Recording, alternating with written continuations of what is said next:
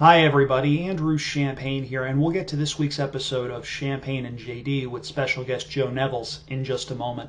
Unfortunately, we need to start off on a sad, somber note that I wish I didn't have to start on. My grandmother, Carolyn Hake, passed away on Monday. She was 83 years old. She tested positive for the coronavirus about a week and a half ago. At 83 years old, in a nursing home, it unfortunately didn't take long once symptoms set in. I'm doing this show because my Nana was one of the toughest people I have ever known, and I don't think she would have wanted me to not do this show, especially given the joy that it's brought me and hopefully the joy that's brought a lot of people during these uncertain times. It's not easy for me to be in front of a camera right now. It's not easy for me to do this show, even though J.D. Fox and my guest Joe Nevills are going to be doing everything possible to make it a really good show. Our subject matter is something that we're all really looking forward to discussing. But I needed to point that out because on the off chance that I look somber or my delivery sounds off, I didn't want to disrespect my audience by not giving them the full picture. So this week's episode is in memory of my grandmother, Carolyn Hake. Nana, we love you. We miss you.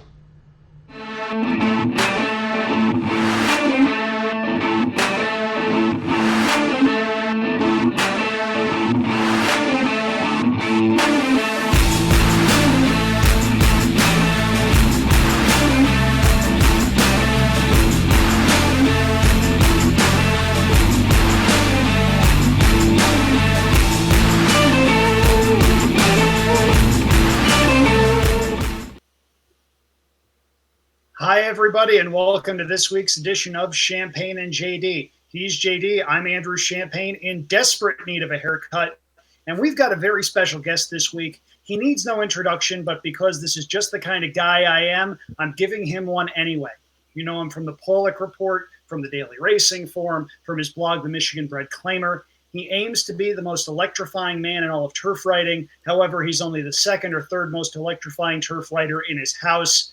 He also has the unfortunate distinction of being not just one of my best friends in horse racing, but one of my best friends, period. It is my pleasure to welcome Eclipse Award winner Joe Nevills to the show. Joe, welcome. My pleasure to be here. I'm excited. You like that intro there? I worked on that for a little while. That was very impressive. How long did that take you to put together? About a week and a half. You know, art takes time, and I appreciate that. It's, we try. We really do try on this show, and we try to get really good guests on this show. We've got a really good run of guests coming on. If you out there know of somebody that you want to see on this show, by all means, let us know. We're easily available at Twitter on the addresses that you're seeing on your screen right now. JD, we had a pretty good show last week, I got to tell you. I'm pretty happy with everything that we were able to do. Joe, I want to apologize because I believe Andrew is going to be slightly obnoxious during this next segment as we recap what happened last week and what we are officially calling the Andrew Victory Lap, because for the first time in 7 shows that we had given out tickets on the show, Andrew cashed, and Andrew would like to play his segment from last week talking about his ticket. So here's 2 minutes of our lives that we are never going to get back as Andrew talks about his ticket and how it was going to win, and then of course it won. Andrew, I do have to see if you're still with us here, because your video is just excellent here. I don't know, can you? Oh Jesus! No, I'm still here. I had the past performances up because I was very, very interested in what you had to say. Now, some would say that right now I've never looked better. Some would say that this is as good as I have ever looked. So you know what? We're going to roll with this for as long as the video will tell us to roll with it. Whatever you're doing, keep it up, my friend. Thank you. I appreciate that. Yeah. Yeah, now, as you can see, I don't have a clue. This is a mile and 3/4 race. This is perfect. Now, last year, the number 11 in your program won this race. That horse has looked horrible, absolutely dreadful in 2020. You look at the horse that you like, JD. Yes, this horse was very impressive at a mile and 3/4 many years ago. It's 10. I have no confidence in any runner in this field. Absolutely none. I have as much confidence in any runner in this field as I do of my video coming through loud and clear. He loves chaos. Yes, I do. As you can tell, I'm running towards this. And you know what? If I get the first 3 legs home with both Bafferts and maybe a little Price in leg 2, I'm going to sit back. I'm going to relax. I'm going to drink my Arnold Palmer, and I am going to enjoy watching horses who are not bred to go 1.75 miles tire themselves out and hope like hell we get a Price home. And so I'm hitting the all button of glory in here, and I'm hoping this ticket works out better than the ticket that I played last week that singled in the first leg, ended with the all button of glory, and wound up, hosing me out of several $1,000s. Now, I'm choosing to believe that this video you're seeing right now is an omen. And it was an omen, as he has his Arnold Palmer. Yep. And you know what? I'm going to sit back. I'm going to relax. I'm going to drink my Arnold Palmer light, by the way, not the full calorie stuff. I'm trying to keep my girlish figure. But that pick 4 came back and paid $232 and some change, even with 2 Bafferts at odds on and a 9-2 shot in the second leg. Got very lucky in the 1.75 race. A 19-1 shot re-rallied on the rail to fend off one of the favorites. It was a pretty good day for me, I got to say. And it felt good because both of us have been very close in several of these wagers that we've given out. You were really close with a well-constructed ticket at Oaklawn that I gave you some crap over. I was very close at Australia with an absolutely terrible beat that I've shown Joe and have already cried to him about. He can attest to this. And it felt good to see the ball, hit the ball, and get rewarded for it. So that's what we're trying to do on this show. Having said that, we're going to transition a little bit, because this week's show isn't necessarily about the handicapping aspect of racing. There's a lot going on. Racetracks are opening up. Some racetracks are making the decision about if and when they're going to open up. And we're going to get to all of those, we promise. But this week, we felt it prudent to take a step back and sort of take a look at the landscape of horse racing, specifically some of the smaller tracks in the country. We're all small track, which I realize sounds pretty weird coming from me, the Saratoga native, but having moved to Northern California a little more than 2 years ago, I fell in love with the Northern California Fair Circuit. JD, you're a Northern California boy. You grew up on the Northern California Fair Circuit. And Joe, you wrote a couple of words about some track in Michigan, right? Am I reading this right? It's a color, Yeah, you right? got. What's that? It's a color, right? It was a color track with a kind of a color name in it. No, not quite. I mean, Mount Pleasant Meadows was a track in central Michigan that was open for much of my young life, closed a few years ago, and I wrote a story about it for the Pollock Report last year that happened to win the Eclipse Award. So I was really excited to get that story out there and kind of get it the way that I wanted, and it was also exciting to get rewarded the way I did for it. Well, you deserved it, and I got to tell you. With the other closed track in Michigan, just to keep you off guard there. There's been a lot of close tracks. So you really got to narrow it down here. I was going for the one after my eye color. It starts with an H. Oh, Hazel Park. Okay, I couldn't see his eye color from here, but okay. Yeah, that's another RIP close to my heart. Yeah.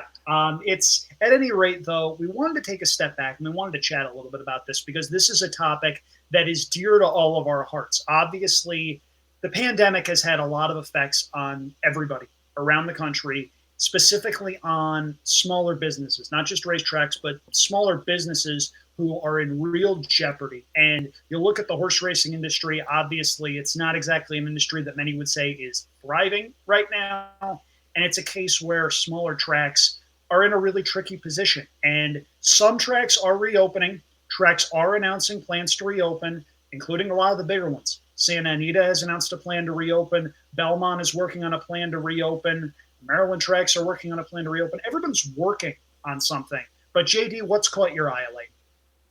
I think one of the things that with these tracks reopening that we want to discuss first and foremost is obviously a lot of people are thinking, hey, the fewer tracks, there's been some good handle out there for the tracks that haven't normally gotten the spotlight. your Fawners of the world, your Will Rogers Downs, so on and so forth. But we talk a lot about ADWs on this show, and we always speak of them as a positive. In this case, they are a middleman. They're adding additional takeout, essentially, from the track for these wagers. So since there's not on-track betting, there's additional middlemen.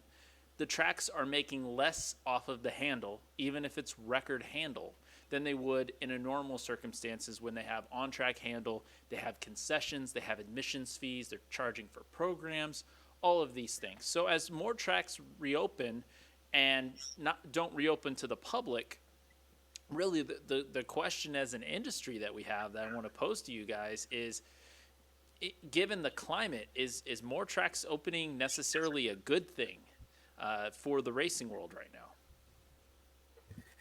I think it's going to be very difficult for a lot of the tracks, especially once the larger tracks start opening up. You take a track like, for example, Churchill Downs. They're probably going to be in pretty good shape, but they also pull horses and connections, riders, trainers from elsewhere. Take a track like Indiana, which, a lot of horsemen will run their horses at Churchill Downs from Thursday to Sunday, and then a lot of jocks, trainers, what have you, will run Monday, Tuesday, Wednesday. And they might be inclined to stay in one place for either travel purposes or purse purposes. And it might be tough for some of those mid to low level tracks to be able to compete, because for a lot of these big tracks, they're going to have the hubs and they're going to have the infrastructure already in place to keep their purses competitive. Whereas a lot of the mid-level tracks nowadays are supported by casinos or really need that extra handle and might have a harder time standing out. Yeah, and from the standpoint of the California fairs, which I'm going to keep coming back to, because a lot of their on-track revenue is dependent on the actual fair happening. And right now, it's incredibly unlikely that we're going to see any conventional fair at any point in the near future. Santa Rosa has already canceled their fair. It came out today that the Alameda County Fair in Pleasanton is not going to go on. They do not know about racing at the Alameda County Fair, but the fair itself with the rides and the ice cream stand. Oh, the ice cream stand near the simulcast stage. Oh, that was so good. So good. It brings a tear to my eye. But it's a case where it's fascinating to see how that's going to play out. Are they just going to punt on the year? Is Golden Gate Fields going to pick up dates because they're reopening next week? It's a really strange scene, and it's something where I think the point is really driven home. There's no playbook to handle something like this. We're all flying by the seat of our pants, and in some instances, there are options that stink, and there are options that stink less. It's a pick your poison situation, and I just hope the majority of places wind up surviving because, like we've said, this is not necessarily a business that's growing. And since we've talked about here, tracks reopening and whether a lot of tracks reopening at once are a good thing, is there particularly a track for you guys that's reopening that you feel should get some love right now that we need to support? I have one that comes to mind, but I don't know if you guys have for a track maybe that's going to reopen by the end of the month. Well, it's not necessarily one in terms of the end of the month, because I believe they're pushing right now to open in mid-June. But one that I think is kind of interesting is Indiana Grand, mostly because they're the first one that I'm pretty sure has come out and suggested that they might be open to fans at some point, potentially by July 4th. I'd have to go back and look at each individual track and state's policy, but I'm pretty sure they're the first one that has put some sort of even tentative date as to when the average person can come in and start watching races. Of course, that all depends on, making sure that the, positives and death counts go down in the state, and particularly in the track in general. But, this is that's a lot, any fingers, toes, eyes, everything crossed that you can. I think they're, to my knowledge, the first one to even set a timeline for when people can come back and watch races. Whether that actually pans out or not remains to be seen, but I know I'll be watching. It's really interesting. I mean, a lot of these states are dealing with drastically different situations, different, let's just say it, political climates, and different expectations from some of their customers within the state. You look at states like California, and it's a situation where, there's a rush to get tracks back racing, but I'm not necessarily sure there's a rush to get people back into the door of racetracks. Now, you look at New York, you look at Saratoga, where I'm from. All of a sudden, it's an incredibly fascinating situation with a lot of layers. I wrote about this on andrewchampagne.com a couple of weeks ago, and it's a situation where there's no option that's going to please everybody. Do you run at Saratoga with no fans? Do you run Saratoga's meet at Belmont so nobody ships? Do you run Saratoga's meet later in the year in a situation where maybe you can get some fans into the weekend cards, even though a lot of the kids in the area are going to be going back to school? It's a situation that's certainly going to be watched by a lot of people, self included. And it's one of those things where you just hope that people pull through it and people don't wind up going broke over this, because the virus does not have a defined end date. We're going off of statistics, we're going off of data, and we're going off of things that are going to try to keep the most people safe for as long as humanly possible. And at this point, it's 6-5 and pick 'em whether or not we can come up with a situation that is utilitarian in nature, providing the greatest good for the greatest number. And I think ultimately that's what everybody's trying to do in their own ways. And for me, and where I'm at in Arizona, I'm down in Santan Valley, so I'm down with all of the ranches where all of the Arizona horses basically are, that are both the thoroughbred and the quarter horse ranches are all pretty much down here. They're my neighbors. They're in a 10 to 15 mile radius. So the big news that I heard, and what I'm kind of excited about, is that Assiniboia Downs is going to be open by the end of the month, and they're actually going to open their backside next week. And what I'm happy about is we needed another track that normally these Arizona horses go to open up so that those horsemen can get some purses and to pay their staff and to feed their horses and things like that. So obviously getting the shipping costs together. I've already seen a couple GoFundMes sprout up today from some well-respected horsemen in Arizona just looking to do right by the horses. They're in shape. They're ready to go. They've got workers they need to feed, so getting those horses up to Canada, as crazy as that sounds, that's a normal circuit shift. And, we don't know when Canterbury is going to open. That's another place to go. The New Mexico tracks, we don't know. So the Arizona horses finally maybe have some place to go. Assiniboia Downs is one of the main circuits I follow, so that's also kind of exciting for me in terms of some normalcy. And obviously, if you're aware of my ADW challenges here in Arizona, I'm just looking for tracks that I can actually bet on. JD, I have so much sympathy for you. We kid a lot about various different things that are going on in our lives. Joe, if you ever want entertainment, video chat with JD, and he will show you how he has to punch a pick 4 ticket. It is just maddening, the things that he has to do, all because the Arizona government is trying to protect people from themselves. It's kind of interesting that you mentioned, JD. Horsemen need to get purses. This is how these guys make a living. And one of the things that's been able to keep Fauner going throughout the pandemic so far and keep them so prominent is the fact that they ran for fairly low purses anyway. So being able to fill up the purse pools to get to something close to normal was relatively attainable. But you get to a lot of these tracks that, are of mid-level or maybe mid to lower. They're either being supported by casinos or some other outlet where they need to keep these purses at a certain level, or I'm not sure how many of the horsemen are even going to be able to sustain running as normal if they're running for a fraction of what they'd normally be. And really that increase in handle and the percentages allowed Fauner to get that extension. But a lot of people were wondering, okay, why didn't Oaklawn get an extension? They're kind of the only game in town in the area. And it really, they've got some factors with how they normally do their track maintenance and so on and so forth. But the big thing is they were out of purse money. They couldn't extend if they wanted to, and that's a hard thing for horse players to understand. That we often, and we're guilty of it too on this podcast, we often just look at the gambling side of horse racing, but that's just one aspect of it.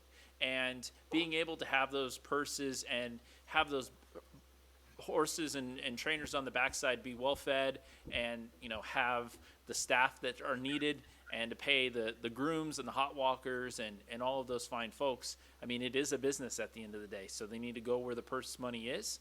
And right now, we're going to see some horses ship and some barns ship to some places that we're not used to seeing, which throws some wrenches in the handicapping. But we need to understand as horse players that there's reasons for these situations, and there's reasons why these people are shipping horses to places that they normally wouldn't have horses.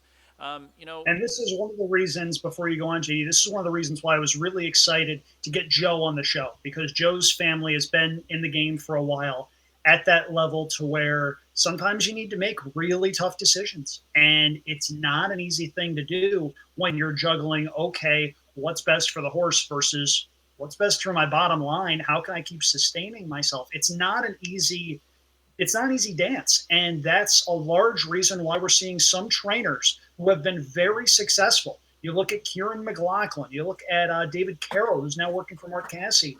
These are established trainers with good sized barns, and they're going to do other things, whether it's being a jockey agent, whether it's being an assistant trainer for a bigger barn.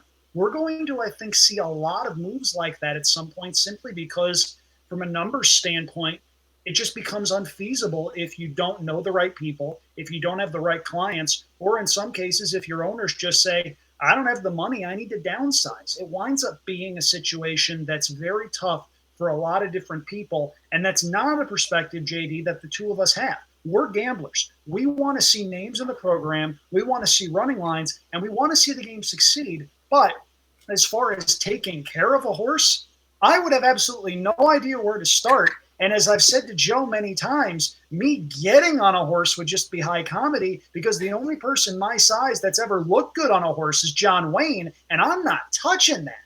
So, Joe, I mean, I guess that's a really roundabout way of saying, if you're in a smaller barn or in a smaller circuit where there's any degree of uncertainty, what are your options? What do you do? Well, another trainer, that recently bowed out of the training game, Gary Contessa. Yeah, for sure. But on the very small circuits, a lot of the trainers are also the ones that own the horses. So it's not like you're even getting that day rate coming in. Like, these horses have to run for you to make money, or else, you're feeding them for nothing. So it's, like you said, it's a hard balance to keep, because if you're not running, you're not making money. But for a lot of these tracks, you might be running and still not making enough money to keep things fed. You kind of get into worries about horse welfare, about, if you can't afford to keep these horses, where are they going to go? You hope they go off to safe places, but, some of these lower circuit tracks, that's not always necessarily the case. And I think that's going to be something that might need to be kept an eye on going forward for at least the next few months, until things, hopefully, fingers and toes crossed, get back to normal. Now, Joe, if only we knew somebody who was really, really good at keeping an eye on that sort of thing.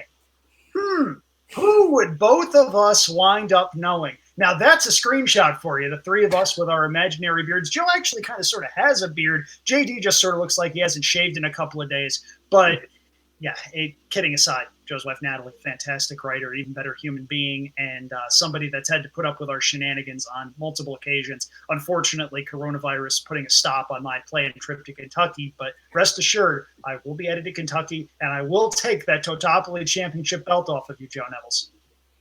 Bring it on, son. All day. All day.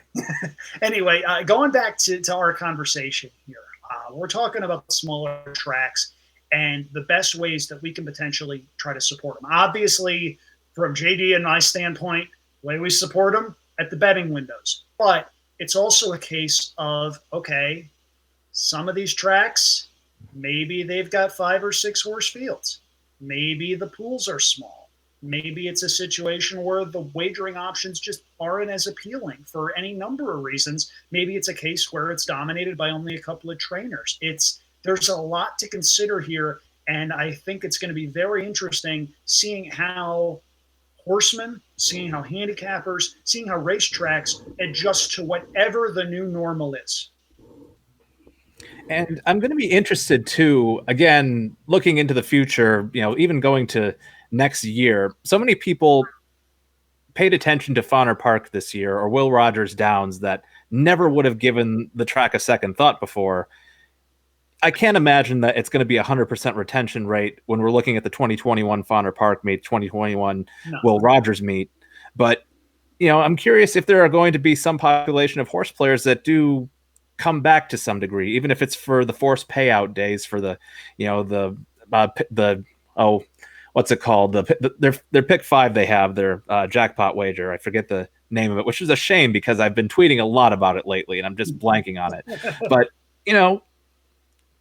will this exposure eventually lead to longer term fans in the future of these smaller tracks? I think that's something that's going to remain to be seen, and it's going to be on these racetracks to maintain these relationship with the fans and the horse players. But, if you have the spotlight, you might as well take advantage of it.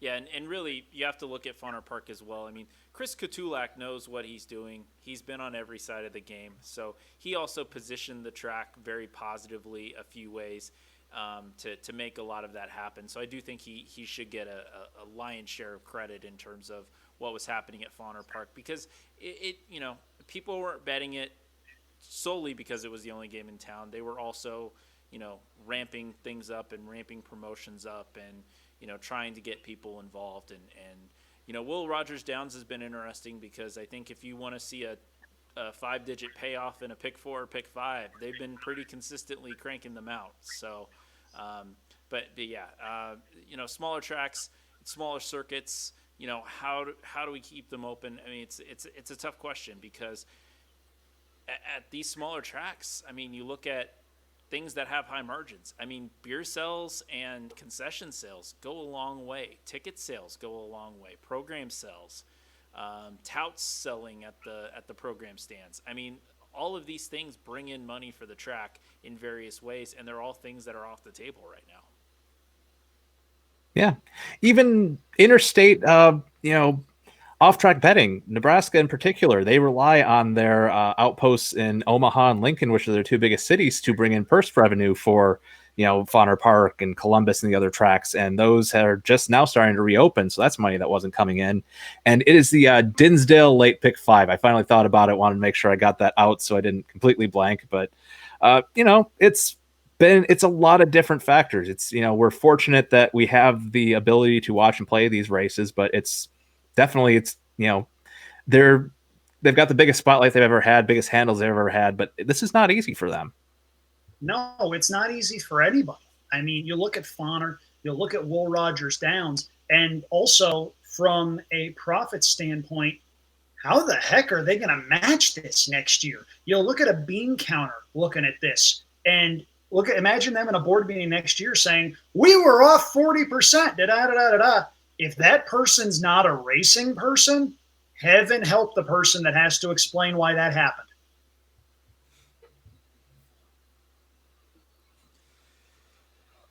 And another thing too that's interesting is we did have a lot of meetings stop cold mid-meeting. Yeah. So yes.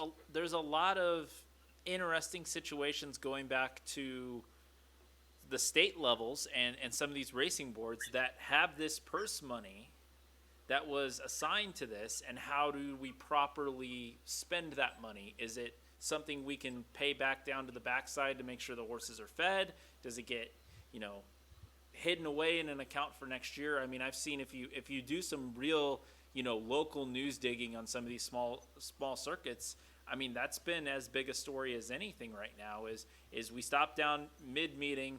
These horses have stayed in place. They haven't really gone home. They don't have the next track to go to. It's been, you can attack this issue from any angle on the horse racing side, and you can find a really interesting story.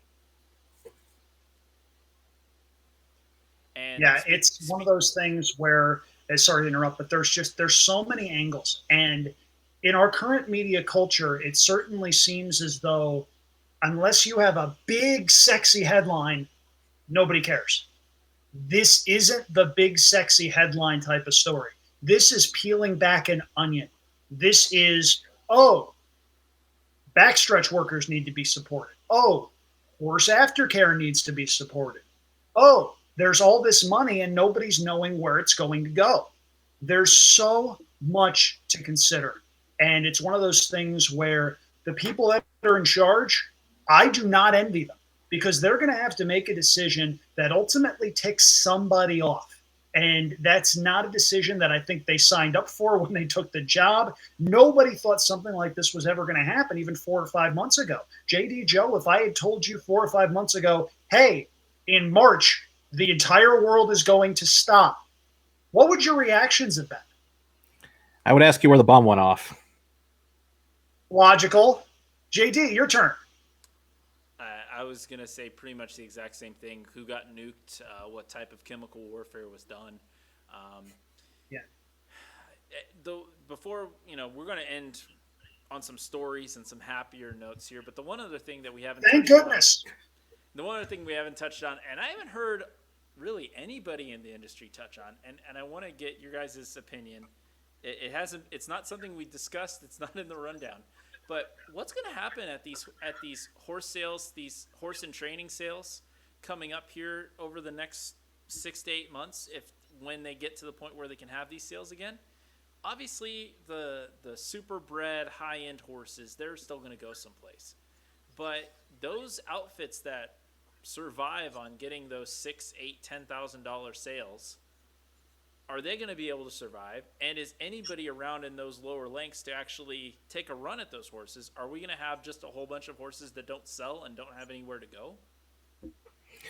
So the bloodstock market has gotten more and more polarized over the last several years. And like a lot of things, the lockdown, everything surrounded with the coronavirus has really sped up that process a lot. A lot of stud farms were concerned about getting mares to their mid to lower level stallions. Your Tappets, your Intermischiefs, your Warfronts of the world, they're going to be fine no matter what. Your very highest, your cream of the crop, they're always going to be the cream of the crop. They can demand whatever they want. But everything below that was going into 2020 a little nervous as it was.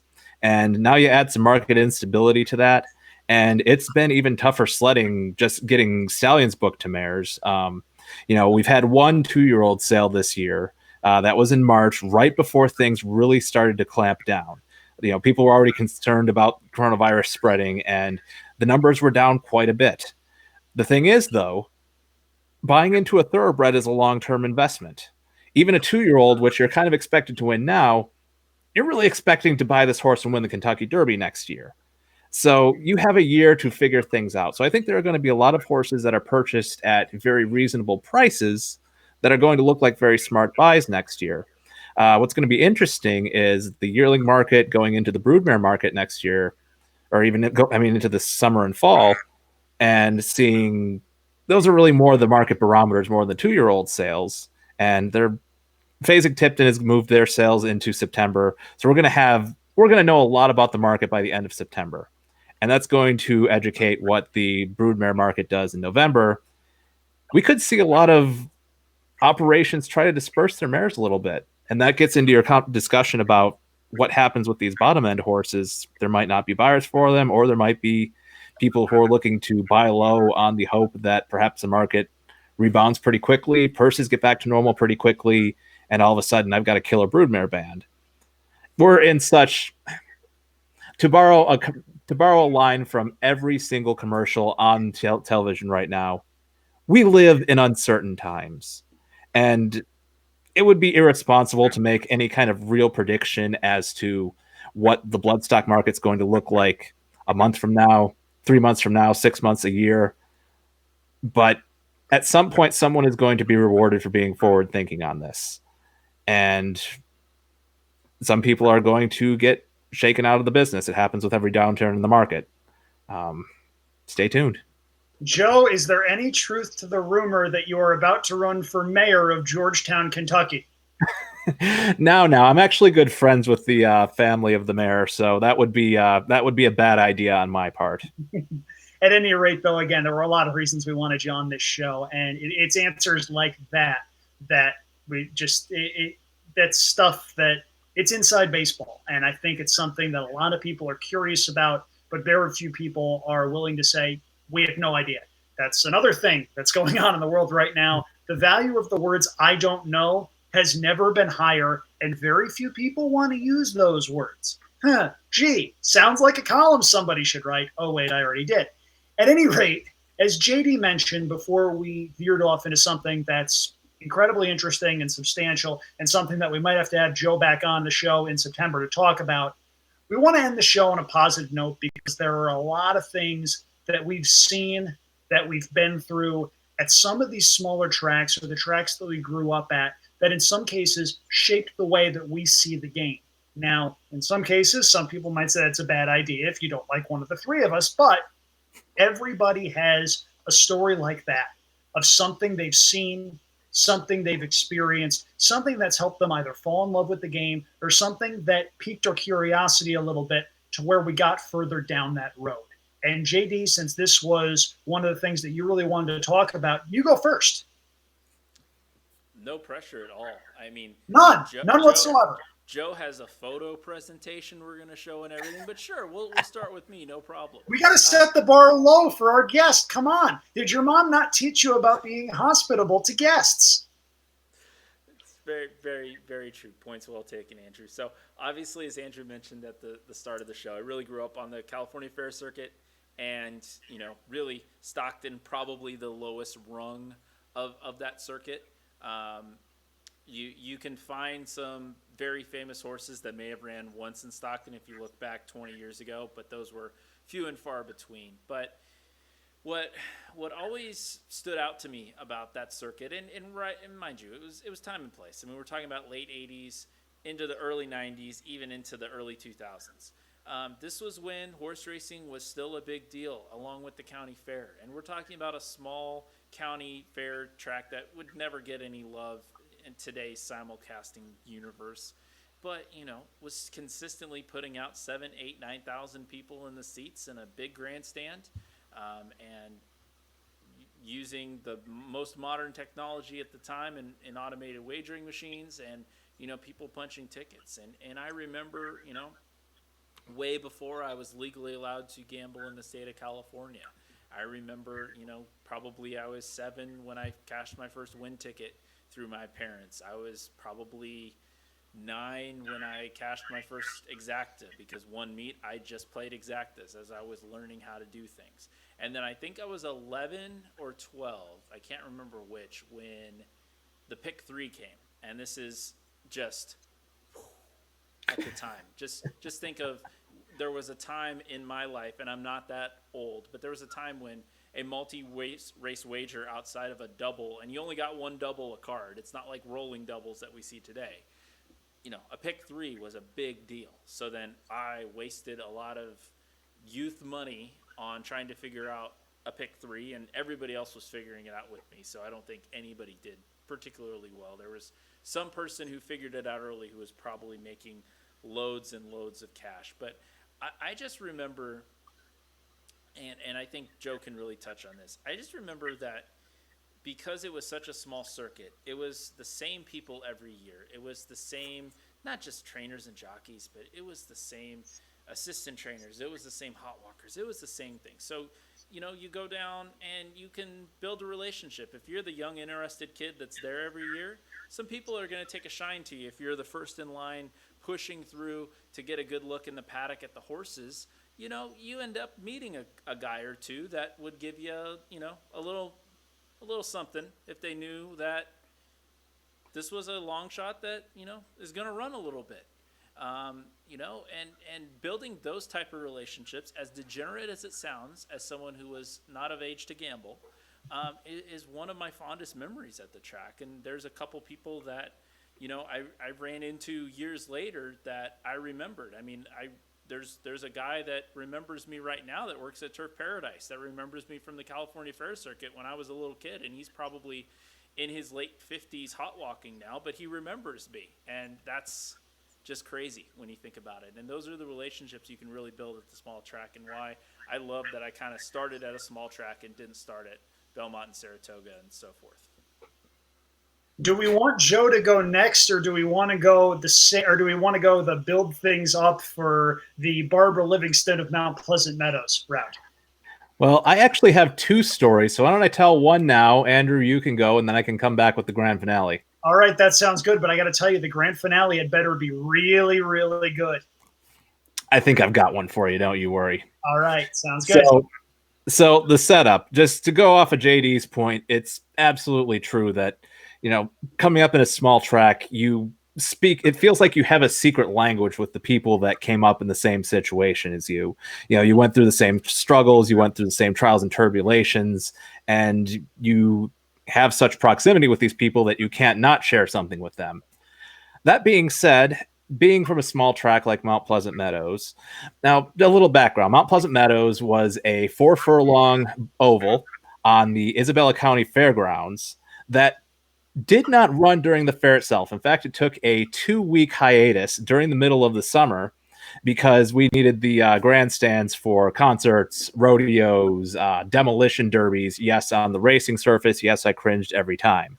But there was also a very small jockey colony there. So Indiana Downs at the same time has these days 3-4 times a year where they run an entirely quarter horse meet. And that takes up a lot of Mount Pleasant's jockeys. So at one point there was, I believe, 6 riders at Mount Pleasant for the day's card. Mount Pleasant's not a very big track, so you usually didn't run into a situation where you had more than 6 entries in a field, no problem. One of the races had 7. So 7 horses came into the paddock with 6 riders to ride them. 7 horses saddled up. 6 horses got riders legged up, went out to the track. The 7th one stood in his stall in the paddock, watched everyone else go by. The race goes off. 6 horses cross the finish line. He unsaddles. He goes to the back, as usual, listed as a scratch. I guess the trainer must have been the trainer was also the owner like the same time before, and I guess the trainer must have been hoping that somebody, I don't know, scratched out in the gate or something, and okay, all of a sudden it's a miracle, I have a rider, and goes out there. But this is the kind of stuff that you just don't see at a Saratoga Belmont Park where you have a jocks room full of 20 riders who will get on any horse that you need to. Sometimes you only have 6 riders for 7 horses, and when that happens, it's usually at a place like Mount Pleasant Meadows. I feel like that's a metaphor for life. Sometimes you only have 6 riders for 7 horses. We got to get them on a T-shirt somewhere. Joe, you're missing an opportunity to print money. Well, hey, if you need a Champagne and J.D. merch store, there you go. There's your top seller. It's up there. I feel like there might be other. I feel like pixelated Andrew T-shirts would go over really well. Buy that for $19.99 plus shipping and handling, and see if it comes with a complimentary pick 4 ticket. But, there we go. I dig this. Yeah. So I didn't grow up at a small track. I grew up at Saratoga. I'm not going to tell you a Saratoga story because it's the same Saratoga story as everybody. Went there, fell in love with Saratoga, drank Big Red Spring water because I was told it was great. It's horrible. Ooh. Joe, at some point we're going to need to have you back, and you're going to need to tell your Big Red Spring story. It's incredible, and we might need to have Nicole Russo on for a rebuttal. JD, it's tremendous, and this might well be the setup for the sequel. But I'll tell you a story from the Northern California Fair Circuit last year. For the first time, I decided to make the drive to Fresno. Had never been to Fresno before for any reason. Never had a reason to, just I'm like, oh, it's a Saturday. Fresno's running. I couldn't go the weekend before. I'll go now.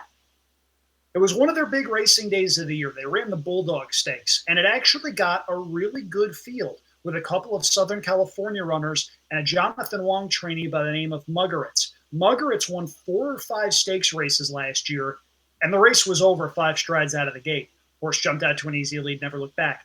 But that's not really what I remember. You guys can attest to this. You've been to bigger tracks. There are times when Grade 1 races are run, and it seems like they're run in a mausoleum. There's nobody there. It seems like nobody cares. It seems like, oh, 7-figure horse just won a Grade 1. Woo, yay, everybody, woo. Fresno was rocking. It was like going to a concert. I was up in the second level. I remember everybody below me screaming. And there were maybe, a couple of thousand people. But those couple thousand people made a heck of a lot more noise than some Saratoga crowds I've seen. And the first time that I heard that, it was, where the heck am I and why the heck have I missed this? And that's something you get when you get something for 2 or 3 weeks out of the year, and then it goes away for 49 or 50 weeks. That's the draw of the fair circuit. And that, I think, is part of the reason, JD, why you took an immediate liking to the fair circuit. That's why I did too. Pleasanton's one of my favorite places. It's a real shame the fair got canceled this year. Hopefully they can get live racing. But I love Pleasanton. I love Fresno. Santa Rosa's nice, but they don't make it easy to get to. Ferndale is on my bucket list, and that's another track that is not easy to get to at all. But the fair circuit anywhere, doesn't have to be California, it can be Maryland, can be a certain fair track in Ohio, Joe, that you like going to very, very much. But if you had the chance to go to a fair track, go. If you want to see what I found at Fresno, I've got it up on my personal YouTube channel. I tweeted it out a long time ago in a galaxy far, far away. But it's really good stuff. Now, Joe, you promised us a killer finale. If you don't deliver on this, I'm telling your life. Well, fortunately, you set me up for the alley-oop here. So Good. that certain track in Ohio is a place called the Van Wert County Fair. It's right on the Indiana-Ohio line, and it makes Mount Pleasant Meadows look like Churchill Downs in comparison. Now, Van Wert does not have an inside rail, also 4 furlongs, and they have in the past run both thoroughbred quarter horse and harness on the same day, if we want to talk about the quality of the racing surface here. So the first year that I went to Van Wert was in 2011. I'd heard some of my friends from Mount Pleasant had run down there. I'd seen the pictures, and this seemed like absolutely my jam. So I'm watching the horses go through the post parade. One comes out of the paddock, and a puff of smoke comes out of this guy's head. I'm taking pictures, and I zoom in, and the jockey is smoking a cigarette in the post parade. Not something you would see at Keeneland, Santa Anita, Churchill Downs. And I'm just absolutely flabbergasted by this. And the jock goes on. He presumably, there's a picture right there. Jock smoking the cigarette in the post parade. And this was something I looked forward to after this point. So the next year, I come back expecting the same thing. The jockeys are not afraid to smoke in public at this track, by the way. Even today, and smoking is bad for you kids. Don't smoke.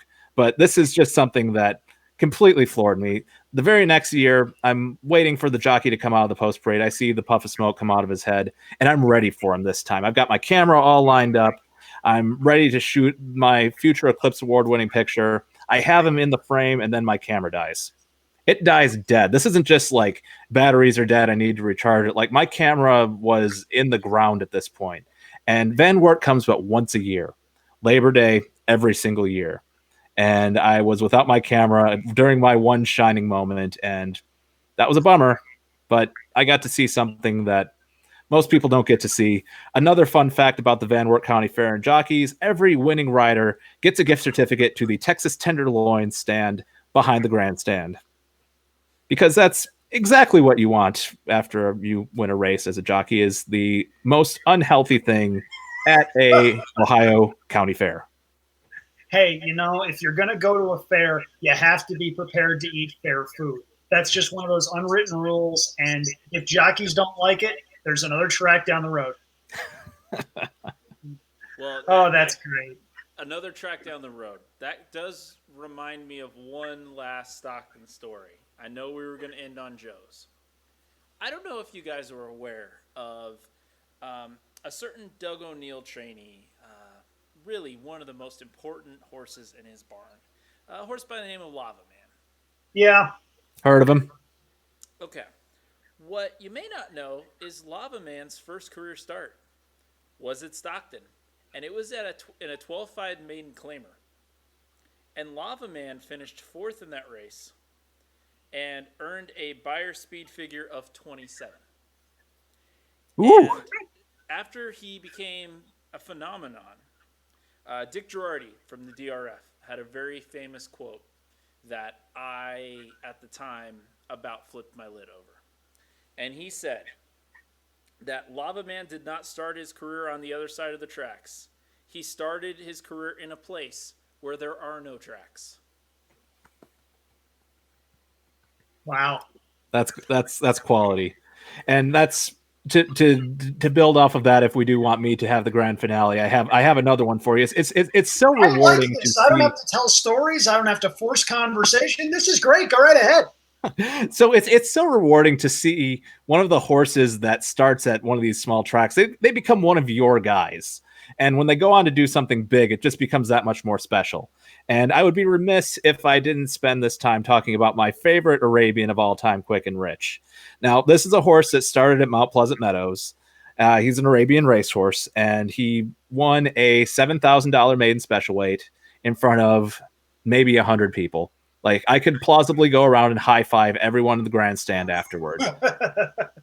And, you know, that was the last year that Mount Pleasant Meadows ran, closed the year after that. And this horse goes on to Delaware Park, which is the A circuit of Arabian race, and goes on to become a grade 2 winner there. Goes on even further and eventually wins the president of the UAE Cup at Churchill Downs, which is the most expensive Arabian race in North America, $100,000. And this is this horse that started in a dusty dirt ring somewhere, and he's being led into the Churchill Downs winner circle in a 6-figure race. And it gets even crazier from there. This horse ended up becoming one of the best Arabians in the world. He went to Abu Dhabi and ran in the Jewel Crown race over there, which is the richest Arabian race in the world. Ran a very serviceable 6th for having never run on turf before, and they run the opposite direction there.